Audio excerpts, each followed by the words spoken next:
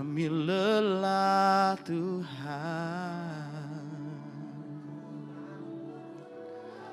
kami datang Tuhan, tak mengerti, tak mengerti. Oh, oh, oh.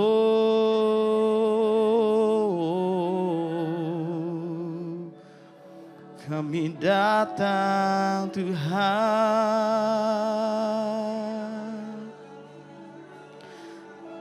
Oh ya rama ya rabaso.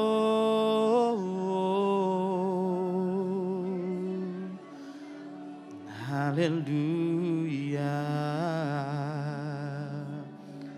Ketika hatiku merasa pahit dan buah pinggangku menusuk hatiku, aku dungu dan tak mengerti, seperti hewan aku di dekatmu.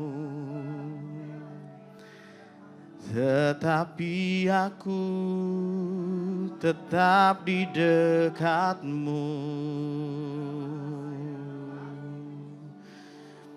Oh, Engkau memegang tangan kananku. Oh ya rarabasyararabarabara. Dengan nasihat-Mu Engkau menuntunku, Engkau mengangkatku dalam kemuliaan. Siapa gerangan ada padaku selain Kau Tuhan. Oh, kami tak mengerti, tapi kami memilih di dekat-Mu. Oh Tuhan, Tuhan jamah setiap hati kami. Seperti hewan kami tidak mengerti, kami dungu Tuhan, hati ini tertusuk rasanya. Tetapi kami memilih untuk tetap dekat-Mu Tuhan. Siapa gerangan ada padaku di sorga selain Engkau. Selain Engkau tidak ada yang kami ingini di bumi ini. Sekalipun dagingku dan hatiku habis lenyap, gunung batuku dan bagianku, tetaplah Allah selama-lamanya. Tetaplah Allah selama-lamanya. Oh ya rarababashi, oh rararamaya rarababasor, ya rarabararababashi. Come on, open your heart, buka hatimu. Haleluya. Oh ya rararamamaso. Haleluya, haleluya.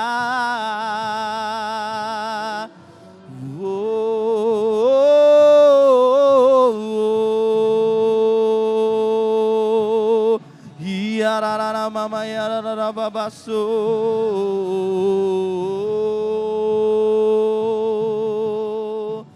Bapak terima kasih Tuhan.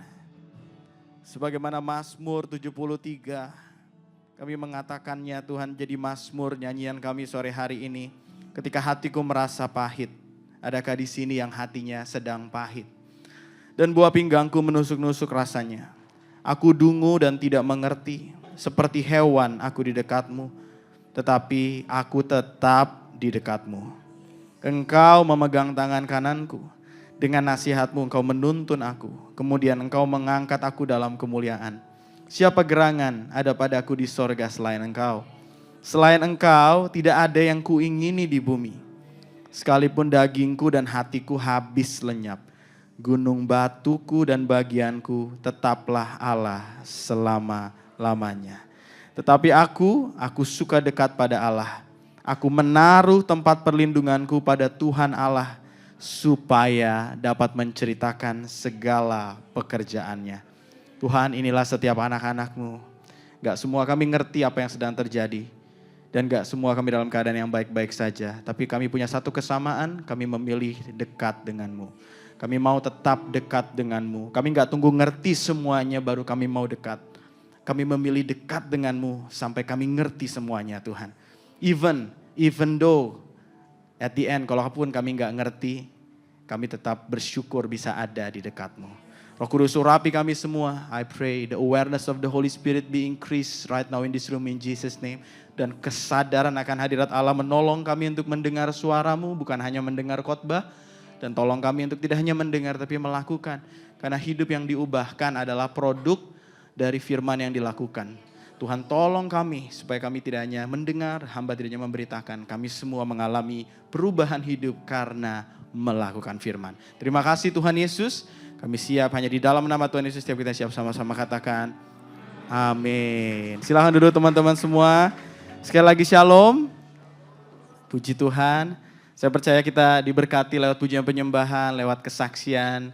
Ada banyak hal yang Tuhan terus kerjakan dalam gereja kita, dalam komunitas kita. Dan kita gak mau menyimpan itu sendiri, makanya kita menyampaikannya dalam bentuk testimoni. Jadi sekali lagi teman-teman, testimoni ini juga terbuka buat teman-teman. Ya, kalau teman-teman di sini ada yang mungkin baru 1-2 kali hadir, terus tadi mendengar kesaksian, teman-teman juga boleh masukin kesaksian teman-teman, apa yang Roh Kudus kerjakan, teman-teman boleh, tadi ada bisa dilihat nanti kita akan tampilkan lagi QR-nya, lalu teman-teman bisa submit ceritanya tanpa takut namanya disebut, karena nanti teman-teman bisa pilih anonimus ya, supaya yang namanya nggak ada di situ.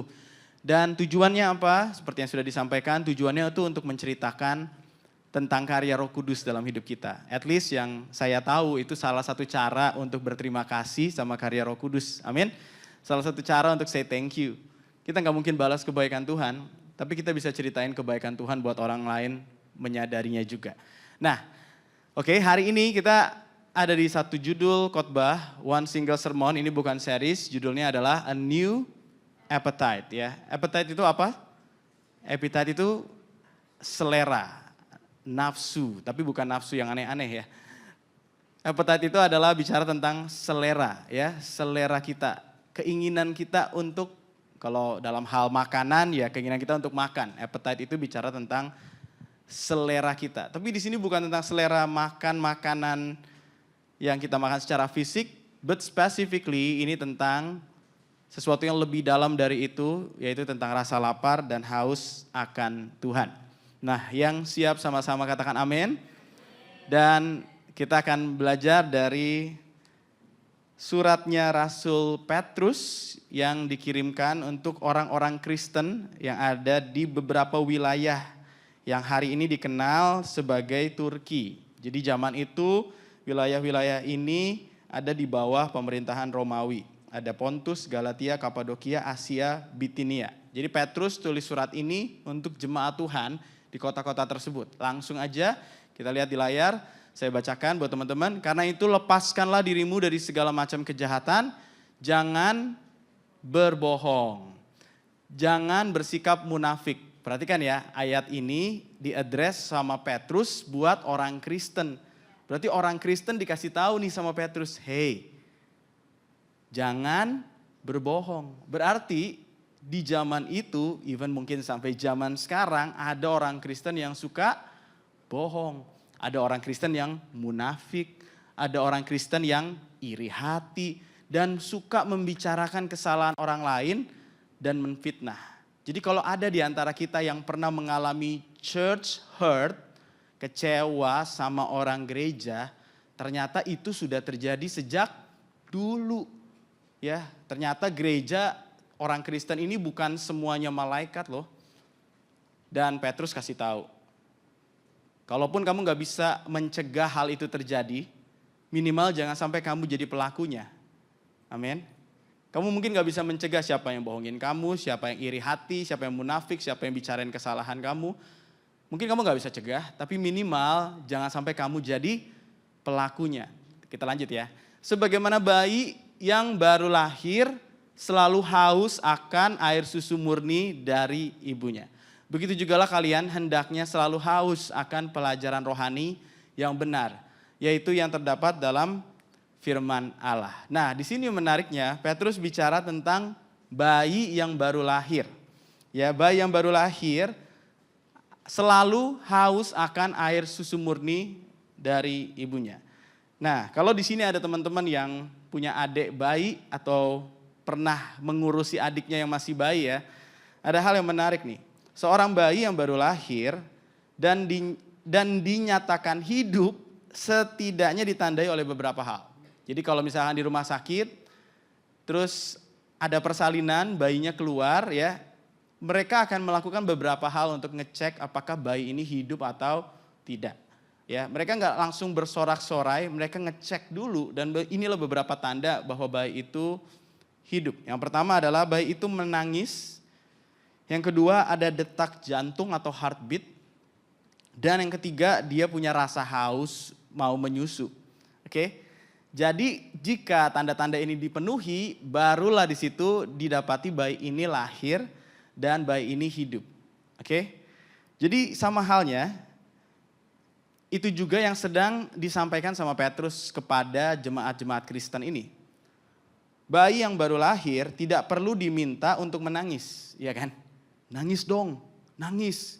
Kalau dia baru lahir dan dia hidup, dia pasti auto nangis. Oke? Terus bayi ini gak usah dibujuk untuk menyusu. Kalau bayi ini hidup dan sehat, dia pasti punya rasa lapar dan haus. Dia akan minta air susu murni dari ibunya. Dan sebaliknya, hal itu juga yang seharusnya menjadi bagian dari hidup kita. Sebagai orang yang lahir baru. Nah, teman-teman di sini tolong bedakan antara lahir Kristen dan lahir baru. Kamu bisa lahir Kristen karena keluargamu Kristen. Papa mama Kristen, jadinya kamu dipilihkan agama oleh papa mamamu jadi Kristen, dibawa ke sekolah minggu, dibawa ibadah remaja dan pemuda. But at some point, kamu harus menentukan apakah kamu mau menerima Yesus sebagai Tuhan dan Juru Selamat atau tidak. Pilihan harus dibuat. Oke? Sama halnya waktu kamu kecil, kamu gak bisa pilih mau makan apa, benar ya? Kamu gak bisa pilih susu yang dikasih ke kamu merek apa. Kamu gak bisa pilih baju yang mau dipakein ke kamu nih waktu kamu masih bayi, kamu gak bisa pilih. Tapi waktu kamu bertumbuh dewasa, kamu bisa pilih nih, aku gak mau makan ini mah.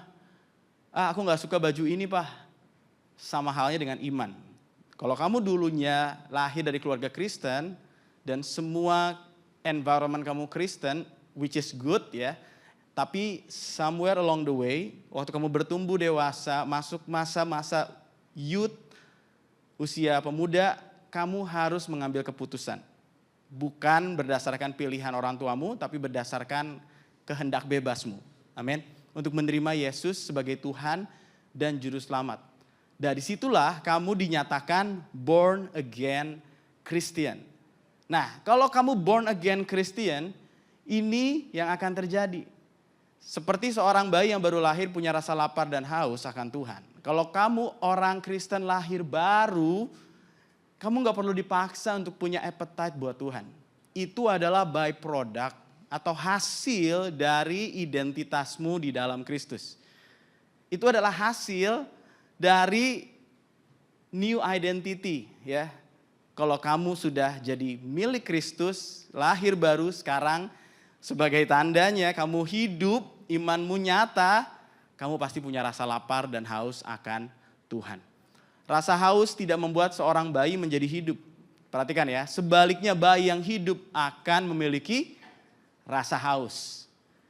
Orang Kristen tidak menjadi anak Allah karena mereka lapar akan Tuhan.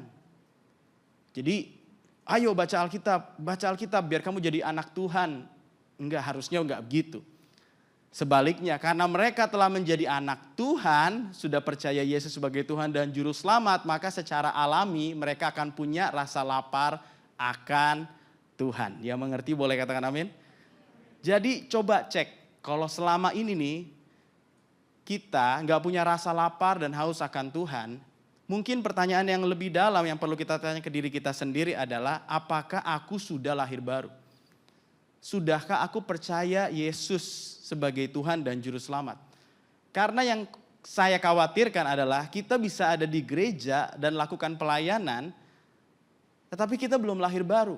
Kita bisa ada di environment yang Kristen banget, tapi tetap gak punya rasa lapar dan haus akan Tuhan. Kelihatannya hidup, tapi sebenarnya enggak.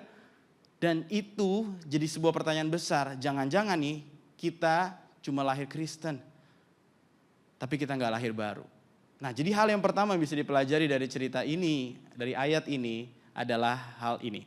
Hunger and thirst for God are the byproduct of your new identity. Kalau kamu ngerti ini, kamu gak akan maksain diri kamu untuk punya rasa lapar dan haus akan Tuhan. Karena rasa lapar dan haus akan Tuhan itu muncul dengan kesadaran bahwa kamu adalah orang yang sudah diselamatkan. Waktu kamu diselamatkan, kamu tahu apa yang terjadi? Roh Kudus, yaitu Allah itu sendiri, ditaruh ke dalam diri kamu. Tinggal di dalam kamu. Kamu bayangin nih, Roh Allah yang luar biasa itu, pencipta langit dan bumi, tinggal di dalam kamu. Nggak mungkin dia nggak craving hal-hal spiritual. Benar nggak? Kalau Roh Allah itu tinggal di dalam kamu, sangat pasti nih, dia akan punya craving, ya, ngidam gitu, sama hal-hal rohani. Kenapa? Karena Roh Allah ada di dalam kamu. Jadi Koko pengen kita, yuk coba lihat lagi, how about your identity? Siapa kamu di dalam Tuhan? Do you believe in God, in the name of Jesus Christ as the one and only Savior? Coba dari situ berangkatnya. Koko tahu kita punya beberapa hal yang kita lakukan ya untuk membangun disiplin rohani, itu bagus. Tapi kalau tidak berangkat dari identitas, itu jadi chore. Chore tuh kewajiban gitu. Akhirnya capek, at some point akan burn out. Mungkin juga jadi kewajiban, kenapa? Kalau aku gak baca Alkitab, mungkin aku boleh pelayanan. Aduh, ya udah deh baca Alkitab. Tapi sebenarnya ya, harusnya gak kayak gitu. Harusnya kerinduan itu bukan datang dari aturan. Tapi kerinduan itu datang dari siapa identitas kamu. Amin. Aku udah lahir baru, Roh Allah ada di dalamku. Dan dia begitu mengidam-ngidamkan hubungan dengan Tuhan. I want to eat spiritual food dari doa, pujian, penyembahan, dan firman Tuhan. His spirit live inside of me. And he made me craft for spiritual food. Amin. Coba start from your identity. Nah, gimana caranya supaya kita bisa born again? Ya, di sini kalau kamu baca pasal sebelumnya 1 Petrus 1 ayat 18 sampai 23 bilang begini, kita tahu bahwa Allah sudah membayar lunas tebusan untuk membebaskan kita dari kehidupan kita yang sia-sia. Dia menebus kita bukan dengan barang-barang duniawi seperti emas atau perak, karena semua itu bisa rusak. Sama-sama baca yuk yang di garis bawah, 1, 2, 3. Bayaran yang dipakai untuk membebaskan kita jauh lebih berharga, yaitu darah Kristus. Jadi kita semua sudah dibeli dengan harga yang sangat mahal, yaitu dengan darah Yesus itu sendiri. Jadi kalau kamu tanya seberapa berharga kamu, jangan diukur dari saldo yang ada di tabunganmu, atau kendaraan yang kamu pakai, atau baju yang kamu pakai, tas yang kamu punya. Kalau kamu mau tahu seberapa mahal nilai kamu, ini jawabannya. Untuk menebus kamu, perlu bayarnya pakai darah Kristus itu sendiri. Jadi kalau ada orang bilang, orang kayak gini gak pakai lah gitu ya. Kamu tuh bawa sial gak berguna, gak ada harganya, nyusahin bawa sial. Itu kata mereka. Kalau kata Tuhan, kamu tuh berharga. Dan kalau kamu mau tahu exactly berapa harganya, semahal darah Yesus. Keep this in mind. Kalau kamu tahu kamu berharga, semua yang kamu lakukan jadi bernilai. Tapi kalau kamu ngelihat diri kamu nilainya rendah, kamu akan melakukan hal-hal yang merendahkan dirimu. Kamu akan ngerusak dirimu, kamu akan bermain-main dengan dosa.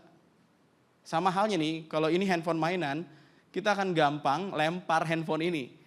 Ya, karena kita nggak takut kalau dia jatuh pun rusak, orang nggak ada harganya, makanya kita main-main. Tapi kalau kita tahu harganya mahal, terus kita nabung setengah mati untuk beli handphone ini, kita nggak akan main-main, betul? Kenapa banyak orang-orang Kristen main-main, pacaran beda agama, ya, main-main pacaran nggak kudus, bermain-main dengan rokok, vape dan lain sebagainya. Kenapa ada yang lakukan itu? Koko takutnya ya, mereka nggak sadar nilai mereka. Makanya main-main. Tapi kalau kamu sadar nilai kamu nggak akan main-main dengan hidupmu. Amin. Kamu akan jaga hidupmu. Itu tanda kamu tahu berapa mahalnya hidupmu. Nah, caranya gimana? Waktu kamu tahu Yesus sudah tebus kamu dengan harga yang mahal, dengan darah anak domba Allah itu sendiri mati di kayu salib, ada hal yang perlu kamu lakukan. Ketika kita dengan pertolongan Roh Kudus menyerahkan diri untuk mengikuti ajaran yang benar. Coba sama-sama ulangi kata ini, menyerahkan diri. Oke, jadi kamu percaya Yesus itu satu hal. Menyerahkan diri itu langkah berikutnya. Sama halnya seperti ini, saya pinjam kursi ya, kursi ini. Kalau misalkan kamu lihat kursi ini, kamu tahu kursi ini secara bentuk cukup meyakinkan untuk didudukin. Kamu lihat kursi ini, wah oke, cukup meyakinkan, ada sandarannya, kayaknya memang fungsinya untuk duduk. Terus kamu lihat lebih teliti lagi, oh iya ada sofanya ya, ada busanya. Jadi kayaknya empuk nih. Jadi kamu percaya ini kursi yang empuk bisa menopang berat badanmu. Tapi itu baru percaya, belum menyerahkan diri, betul? Belum mempercayakan diri. Yang dimaksud di sini menyerahkan diri adalah gini. Kamu mengambil keputusan untuk duduk di kursi ini. Ini namanya menyerahkan diri. Kamu bisa bilang gini, Yesus baik, hebat, mengalahkan maut. 5 roti 2 ikan 5.000 orang diberi makan. Membangkitkan Lazarus dari kematian. Tuhan keren banget. Tapi menyadari atau mengetahui Tuhan itu baik, hebat dan dahsyat, tidak berarti mempercayakan diri kepada dirinya. Iya kan? Karena kita juga sering gitu. Tuhan baik gak? Baik loh. Percaya gak? Percaya. Mempercayakan diri gak? Nah itu kok. Ya, itu tuh. Itu yang mungkin seringkali kita tuh belum lakukan. Nah hari ini adalah hari yang baik untuk bukan hanya sekedar tahu, bukan hanya sekedar percaya, tapi mempercayakan diri. Amin. Menyerahkan diri kepada Tuhan. Dan kita kembali ke ayat ini. Di ayat yang di atas, ayat pertama ditulis begini. Karena itu lepaskanlah dirimu dari segala macam kejahatan. Ini masih kaitannya satu konteks dengan soal bayi yang baru lahir selalu haus akan air susu murni dari ibunya. Jadi dengan kata lain nih, Petrus sedang kasih tahu, kalau kamu tidak haus akan air susu murni dari Tuhan, yaitu firman-Nya, jangan-jangan nih kamu dikenyangkan dengan hal-hal lain. Hal-hal lain apa? Hal-hal yang berkaitan dengan ini, segala macam kejahatan. Kalau di konteks ini, kejahatannya apa aja? Berbohong, munafik, iri hati, membicarakan kesalahan orang lain, apalagi memfitnah. Nah, ini membuat kita bisa menyadari dua hal ini. Coba perhatikan ya. Kalau kamu merasa nggak punya appetite untuk Tuhan, yang pertama yang perlu dicek adalah apakah kamu sudah lahir baru atau kamu baru lahir Kristen. Terus kalau kamu jawab gini, aku sudah lahir baru, aku sudah percaya dan mempercayakan diriku kepada Kristus. Oke, pertanyaan keduanya adalah begini, jangan-jangan nih apakah kamu sudah lahir baru tapi dirimu tidak punya appetite untuk Tuhan karena kamu dikenyangkan oleh hal-hal yang lain. Ya, jangan-jangan kamu kenyang sama hal yang lain sehingga akhirnya itu membuat kamu gak lapar akan Tuhan. Itu senada dengan firman Tuhan yang bilang begini. A person who is full, kenyang, refuses honey. Orang yang kenyang menolak madu. Kok mau tanya nih, menurut teman-teman madu enak gak? Baik gak? Sehat. Oke, madu yang murni tanpa campuran sehat nih. Tapi kalau dia kenyang, dia akan tolak tuh hal yang sehat. Nah jangan-jangan nih, kita juga percaya firman Tuhan bagus gak? Bagus. Tapi aku kok gak selera ya kok, mau baca Alkitab tuh males banget. Kenapa ya? Jangan-jangan kamu kekenyangan sama hal lain. Jangan-jangan itu yang membunuh appetite kamu untuk Tuhan. Sebaliknya nih, orang yang lapar, ya bahkan di sini ditulis begini, even bitter food tastes sweet to the hungry. Bahkan makanan yang pahit akan terasa manis buat orang yang lapar. Ya, ibarat kata gak peduli siapapun yang khotbah nih, gak peduli nih bagian Alkitab mana yang kamu baca, walaupun di situ gak ada cerita Yesusnya, tapi karena kamu begitu lapar, pasti dapat aja tuh sesuatu. Pasti ketemu aja sama Tuhan. Pasti dibangun rohnya dan dikuatkan jiwanya. Jadi sekarang yang kita perlu lakukan adalah coba audit environment kamu.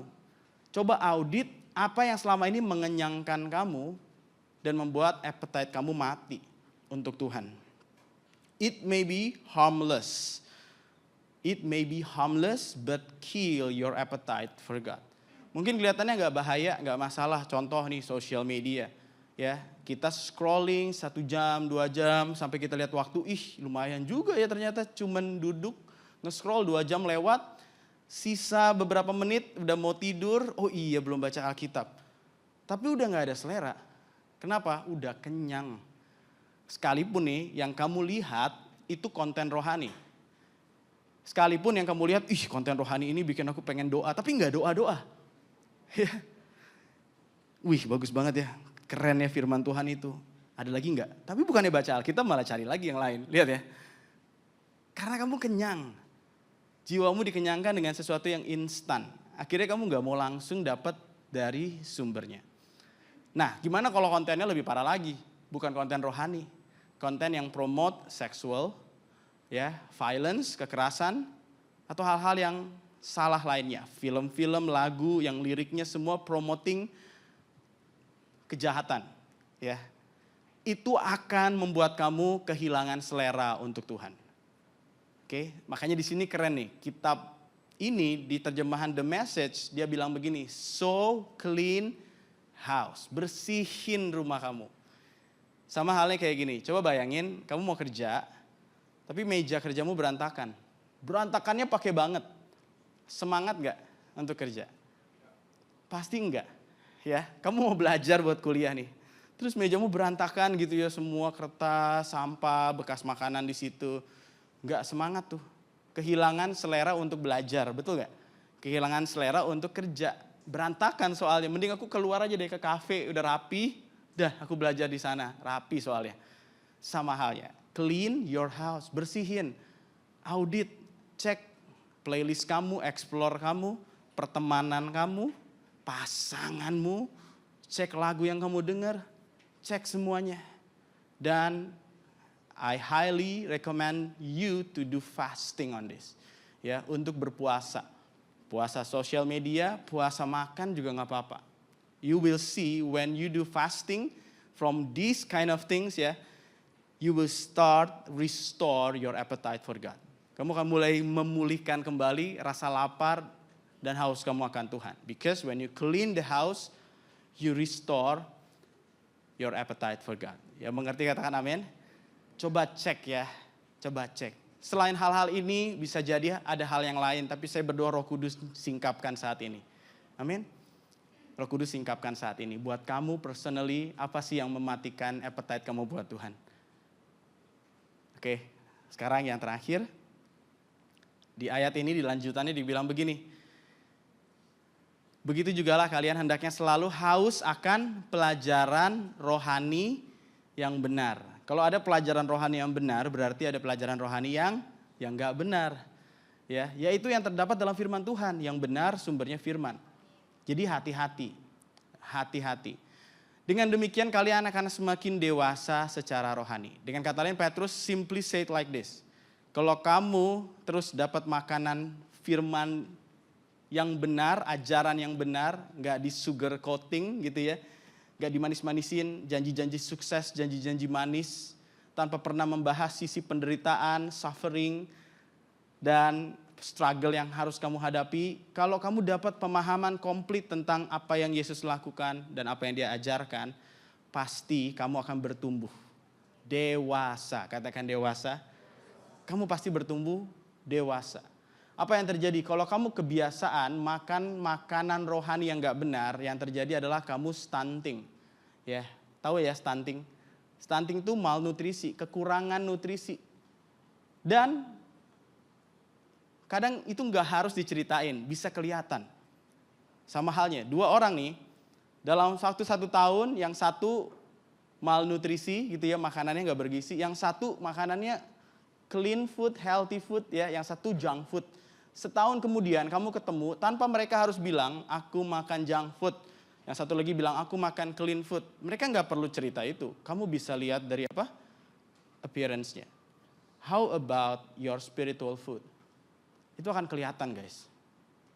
Dan yang menariknya adalah, kalau kamu makan rohani yang benar, hal itu akan terlihat juga di tempat kamu bekerja. Kamu nggak perlu bilang pengumuman, wih aku gereja di sini makan makanan rohani ini. Nggak perlu. Ya, waktu kamu makan dengan konsisten, itu akan menutrisikan imanmu sehingga kamu jadi dewasa rohani dan kelihatan dari cara kamu bicara, merespon, bersikap, bahkan bekerja. Amin. Dan disitulah orang bisa dengan mudah melihat Yesus di tempat pekerjaan. You don't just come to the church, you become a church in your marketplace. Amin. Dan itu juga yang kita harapkan. Nah, tapi kok mau kita lihat ilustrasi ini. Ya, komposisi tubuh manusia itu apa aja sih? Supaya manusia ini bisa bertumbuh nih dari anak-anak sampai dewasa. Yang tumbuh tuh bukan cuma tinggi badannya, tapi dalam-dalamnya. Ada apa aja? Ada massa otot, lemak tubuh, massa tulang, organ dalam, total cairan tubuh. Oke, jadi semua itu akan bertumbuh dan bertambah. Tapi kita harus jaga komposisinya tetap seimbang. Jangan sampai lemaknya nambah terus, massa ototnya enggak. Ya. Bahkan kalau kamu dengerin apa yang dibagikan di podcast atau cuplikan-cuplikan clipper dari para dokter-dokter gitu ya. Kalau kamu nggak bangun massa otot, maka yang terjadi adalah berbagai macam penyakit akan datang, tulangmu jadi rapuh, kamu bisa hidup mungkin cukup panjang tapi nggak berkualitas. Ya, akhirnya pada saat kamu di umur 70, kamu udah nggak bisa ngapa-ngapain, banyak sakitnya gitu. Karena nggak ada otot yang menopang, tulangmu cuma dikelilingin sama hal-hal lain kecuali otot. Oke? Jadi gimana caranya? Koko pernah dengar satu konten yang bilang begini, kalau di umur 30 kamu nggak latihan beban, ya apa yang terjadi? Maka massa ototmu akan menyusut 1% tiap tahunnya. Oke, harus latihan beban, ya kan? Tapi kalau kamu cuma latihan beban tanpa asupan yang penting ini, kamu juga nggak akan bisa mengembangkan ototmu secara maksimal. Asupannya apa? Asupannya apa? Protein, katakan protein. Oke. Nah, jadi waktu kamu angkat beban doang tanpa protein itu sama kayak angkat beban ini ya. Sedap. Kok pink gitu kok, bukan punya Koko, punya Ci Angel ya. Oke. Nah, waktu kamu angkat beban nih tanpa asupan protein apa yang terjadi? Yang ada nih, mungkin kamu ngerasa aduh, capek ya. Kayaknya ototku kebentuk nih. Tapi hari-hari kamu makannya gorengan, latihan beban. Gorengan, latihan beban. Yang terjadi adalah kamu capek. Ototmu nggak kebentuk maksimal, recovery-nya pun sangat jelek. Tapi coba kamu lakukan 2 hal ini. Latihan beban, terus punya asupan protein. Kamu nggak cuma capek guys. Kamu akan punya massa otot yang bertambah. Ototmu akan kebentuk dan recovery-nya lebih cepat. Dan lama-lama kalau kamu lakukan dengan konsisten, tubuhmu akan punya massa otot yang lebih besar. Impact-nya apa? Kamu lebih lean, lebih pede, kerasa lebih ganteng gitu. Pakai baju tuh lebih, ini dia yang kuinginkan gitu ya. Nah, tapi ada 2 komponen apa? Latihan beban dan asupan protein. Nah, Koko ibaratkan gini ya. Firman Tuhan itu kayak protein, masalah hidup itu kayak beban. Percayalah, kamu gak perlu cari-cari beban hidup. Beban hidup akan datang. Ya, cepat atau lambat, suka gak suka, beban hidup ada di mana-mana. Tapi kalau kamu cuma ngangkat beban tanpa asupan firman Tuhan, gak jadi apa-apa, yang ada capek aja. Tired, burn out, whatever the name. Kamu cuma angkat beban hidup tanpa asupan protein firman. Tapi ini yang Koko mau dorong kita semua lakukan. Start to read your Bible. When you start to read your Bible, kamu gak cuma angkat beban, kamu mengembangkan otot iman. You will turn your struggle into muscle. Amin. Kamu akan ubah nih masalah-masalah hidupmu dengan protein firman Tuhan tadi jadi iman. Imannya jadi otot-otot iman. Amin. Jadi muscle of faith. Dan ini akan membuat kamu jadi semakin kuat dan semakin kuat. Somehow nanti kamu akan merasakan bebannya sama. Tapi aku udah gak secapek itu lagi. Bukan bebannya jadi kurang. Masalah keluargamu gak berubah. Ya, masalah ekonomimu masih ada. Yang terjadi adalah kamunya yang semakin bertambah kuat. Tapi tujuannya bukan buat pamer otot. Nih lihat otot iman gua. Terus digoyang-goyangin. Enggak. Ya, tujuannya adalah untuk menolong yang lain yang lebih lemah, yang masih latihan. Ya, mengerti, katakan amin.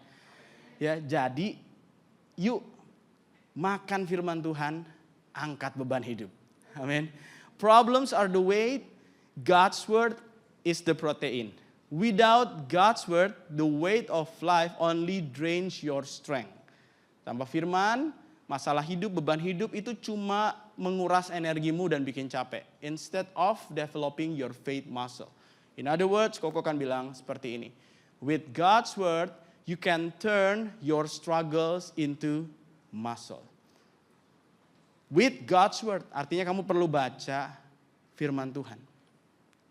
Kalau di sini ada yang bilang, kok aku udah baca tapi gak ngerti.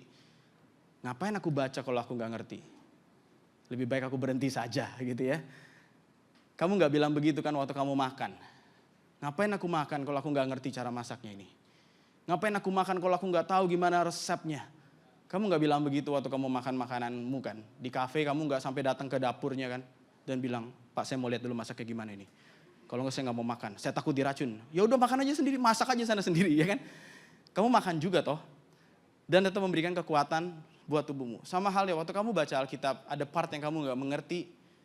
Ya udah, tapi pasti ada part-part yang Roh Kudus akan menyingkapkan lebih awal untuk kamu mengerti. Nah, part yang gak ngerti gimana? Sekalipun kamu gak ngerti, itu akan tetap strengthen your spirit. Oke? Sama halnya waktu kamu makan makanan nyata, real food gitu ya. Kamu makan, kamu gak ngerti, toh tetap memberi kekuatan buat tubuh fisik kamu. Sama hal juga dengan hal rohani. Tetaplah makan firman Tuhan. Terus sama halnya juga gini, kamu makan pasti punya waktu yang teratur, betul gak? Kalau kamu makan yang gak teratur, apa yang terjadi? Asam lambung, ya. Lama-lama asam seluruh tubuh. Ya, karena gak serius jagain jam makannya, kamu bisa sakit dan sakitnya bisa jadinya tambah parah. Kalau apa? Gak teratur. Nah, kalau kita bisa treat makan untuk tubuh fisik kita seperti itu, aku rasa gak berlebihan kalau kita juga treat hal yang sama untuk makan makanan rohani. Amin. Harusnya ada jam teraturnya. Kapan kamu baca firman setiap hari? Jam berapa kamu baca? Kamu lakukan setiap hari sama halnya seperti kamu makan setiap hari. Termasuk nih jam 2 sampai jam 4 seperti hari ini. Ini juga bagian dari kita makan bareng. Ya, kita makan makanan rohani bareng-bareng. Dan kita gak bisa kayak minggu ini aku makan, minggu depan enggak, minggu depan enggak, minggu depan lagi makan. Oke, kamu akan jadi sulit untuk bertumbuh. So that, Koko encourage kita untuk yuk komitmen. Punya jadwal untuk kamu secara pribadi baca firman. Dan juga secara korporat dengar firman. Amin, di tempat ini. Yang belajar sesuatu boleh katakan amin. Jadi Koko akan summary sekali lagi, boleh undang pemusik. Yang pertama, kalau kamu punya rasa lapar dan haus akan Tuhan, itu adalah byproduct dari identitasmu. Oke? Itu adalah hasil akibat dari kelahiran baru yang kamu alami di dalam Tuhan. Dan yang kedua, kalau kamu sudah lahir baru, tapi kamu ngerasa gak punya appetite untuk hal-hal rohani, coba cek. Apa saja yang membuat kamu kenyang, sehingga menghilangkan rasa lapar dan hausmu akan Tuhan. Audit and clean your house. Amen. Audit and clean your house. Pintu gerbangnya ada 2. Eye gate sama ear gate. Pintu gerbang mata, apa yang kamu tonton dan lihat, dan pintu gerbang telinga, apa yang kamu dengar. Oke, kalau kamu duduk bareng pencemooh gitu ya, orang-orang yang ngomongin orang dulu, pergaulanmu di situ aja, kata-katanya kasar, kata-katanya semuanya berbau seksual. Lihat ya, lama-lama nih rasa lapar kamu akan Tuhan itu jadi makin berkurang. Oke, so please audit and clean your house. Dan yang terakhir, waktu kamu jalanin hidup ini, kamu akan ketemu banyak beban hidup. Oke, tapi beban itu nggak jadi apa-apa kalau kamu tidak punya asupan firman Tuhan. Waktu kamu punya asupan firman Tuhan, you turn that struggle into muscle of faith. Amin. Yuk kita bagi berdiri sama-sama. Bapak terima kasih Tuhan, kami mengucap syukur buat hari ini. Dan kami berdoa Tuhan tolong urapi kami semua, supaya kami boleh meresponi firman-Mu. Hari ini sebelum kita berdoa lebih lanjut, aku mau tanya buat setiap teman-teman yang hadir di tempat ini. Mungkin ada di antara kita yang belum mempercayakan hidupnya sepenuhnya kepada Tuhan. Kalau ditanya kamu percaya, kamu akan bilang yes, aku percaya. But the next question is, apakah kamu menyerahkan diri kepada siapa yang kamu percaya? Kalau selama ini kamu belum menyerahkan diri, no wonder rasanya appetite rohanimu sulit banget untuk muncul, sulit banget untuk hadir dalam hidupmu. So today, will be my first challenge untuk setiap teman-teman yang ada di sini. Jika ada teman-teman yang mau tidak hanya sekedar lahir Kristen, atau tidak hanya sekedar percaya, tapi mau mempercayakan diri, taruh kedua tanganmu di dada yuk. Kalau masih sulit, gak apa-apa, take your time. Tapi coba tanya, apa yang menghalangimu? Apa yang menghalangimu? Mungkin beberapa di antara kita rasanya sulit karena orang tua kita belum kenal Tuhan. Sehingga kalau kita percaya Yesus, nanti siapa yang akan sembayangin mereka? Siapa yang akan hormati mereka? Koko mau kasih tahu buat kamu yang berpikir seperti itu. Firman Tuhan ajarkan kita, hormatilah ayahmu dan ibumu, supaya lanjut umurmu di tanah yang diberikan Tuhan kepadamu. Artinya, kita punya pemikiran yang sama bahwa kita harus menghormati papa dan mama kita. Tapi kita melakukan itu bukan saat mereka sudah meninggal. Kita melakukan itu terlebih terkhusus dan yang paling benar adalah pada saat mereka masih ada. Jadi, kalau kamu menghormati orang tuamu, kamu bisa menunjukkannya dengan sikap hidupmu selagi mereka masih ada. Bukan berdoa bagi mereka waktu mereka sudah tidak ada. Justru sebaliknya kita berdoa waktu mereka masih hidup agar mereka mengenal juru selamat dan beroleh hidup yang kekal bersama-sama. Jika ada di antara kita yang masih ragu untuk menyerahkan diri kepada Tuhan, karena mungkin ada dosa atau ada rasa pahit sama seseorang, aku mau kasih tahu, jangan berusaha menyelesaikan masalah itu sendirian. Justru Tuhan datang bukan nunggu kamu bersih. Tuhan mau kamu datang dalam keadaanmu yang berantakan. Kamu gak bisa beresin kamar dalam keadaan gelap-gelapan. Yang ada kamarmu makin berantakan dan punya potensi kamu akan tersandung, kebentur, dan terluka. Jadi, apa yang perlu kamu lakukan? Kamu perlu datang ke terang itu. Kamu perlu bawa semua keadaanmu ke hadapan Tuhan. Dosamu, lukamu, datang. Dan izinkan tangan Tuhan yang membersihkan, membasuh luka itu dan menyembuhkan. Tapi dia gak pernah maksa. Ini yang dia mau lakukan. Kamu harus menyerahkan dirimu kepada Tuhan. Jadi kalau kamu orangnya, taruh kedua tanganmu di dada saat ini. Tuhan, ini yang kami lakukan. Kami mempercayakan hidup kami kepada Dia yang telah mati bagi dosa kami. Kepada Yesus Kristus yang telah mengalahkan maut, bangkit dari kematian dan naik ke surga. Tuhan, Ini setiap kami. Ini setiap kami Tuhan. Ini setiap kami. Mari yang menaruh kedua tanganmu di dada, ikuti doa ini yuk dengan cepat. Tuhan Yesus, terima kasih. Aku berserah. Mempercayakan hidupku kepada Tuhan. Ampuni dosaku. Aku terluka. Aku takut. Aku punya banyak kelemahan.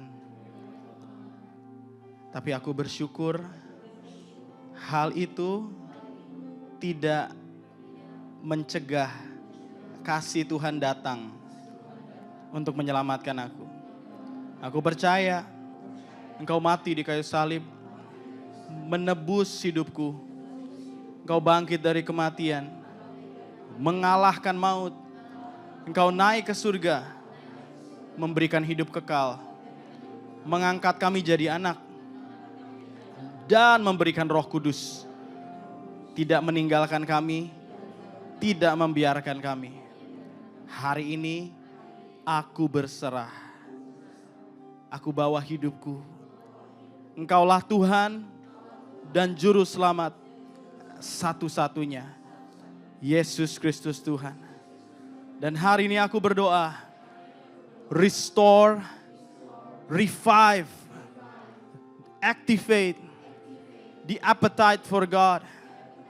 Rasa lapar dan haus akan Tuhan. Sebab aku lahir baru. Roh Kudus buat aku haus dan lapar akan Tuhan. Di dalam nama Yesus. Di dalam nama Yesus. Terima kasih Tuhan. Sekarang yang kedua, saya akan berdoa buat teman-teman yang di sini. Kamu sudah lahir Kristen, kamu lahir baru, kamu sudah percaya Yesus. Tapi tetap aja kamu gak punya appetite itu. Hari ini waktunya bersih-bersih. So clean your house. Clean your house. Sebelum nanti kamu buka handphonemu dan mengaudit semua yang kamu lihat dan dengar. Yang pertama harus diaudit adalah hatimu. So hari ini, if you want to clean your house, dan kamu bilang itu aku Tuhan, I want to restore my appetite for God. Angkat kedua tanganmu. Angkat kedua tanganmu. Itu bukan tanda mempermalukan diri, no. Iblis akan berusaha membuat kamu tidak melakukan hal ini. Tapi itu adalah tanda penyerahan diri. Tuhan, kami berserah, kami mengaku, kami minta ampun untuk semua hal yang mendukakan Roh Kudus, yang kami tonton dan kami dengar, pergaulan, hubungan, apapun yang Roh Kudus singkapkan hari ini, nyatakan yang Kau mau, singkapkan yang salah Tuhan, supaya kami tahu yang mana yang harus kami buang. Tuhan, aku berdoa di dalam nama Yesus, biarlah kekudusan-Mu menguduskan kami. Kekudusan-Mu mengalir atas kami. Kuduslah kamu sebab aku kudus. Kalau kamu bisa hidup kudus itu karena karya Roh Kudus. Tuhan terima kasih saat ini penuhi kami. Penuhi kami. Dan saat ini Koko minta teman-teman berdoa secara pribadi sama Tuhan. Koko gak akan lead bagian ini. You lead yourself to pray. Minta ampun yuk sama Tuhan. Berserah, bertobat, berbalik dari jalan yang jahat. Bersihkan hatimu dan itu akan terpancar dari kehidupanmu. Kamu akan membuang hal-hal tersebut dari sosial mediamu. Kamu akan mengambil puasa. Kamu akan meninggalkan pergaulan-pergaulan yang toksik. Kamu akan meninggalkan hubungan yang gak berkenan di hadapan Tuhan. So hari ini masing-masing yuk berdoa sama Tuhan. Clean your house right now. Clean your house right now. Terima kasih Tuhan. Terima kasih Tuhan. Terima kasih Roh Kudus.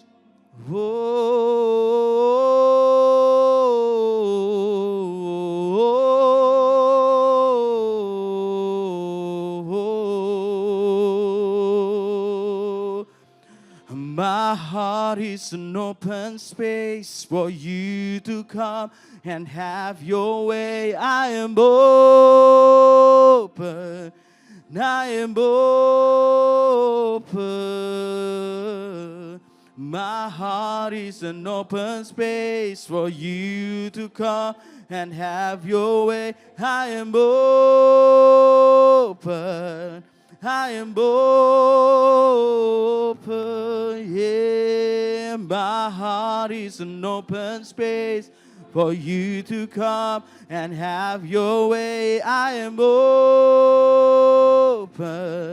I am open. Mari semuanya, open your heart. My heart is an open space for you to come and have your way. I am open. I am open. My heart is an open space. My heart. Oh, yarababashi. Oh, rarabarabarabarabaraba. Open your heart. Oh, my heart is an open space. And have your way. I am open. I am open. Sing, my heart is open space for you to come. Mari bertobat, mari berbalik. Mari bersihkan. I am open. My heart is an open space for you.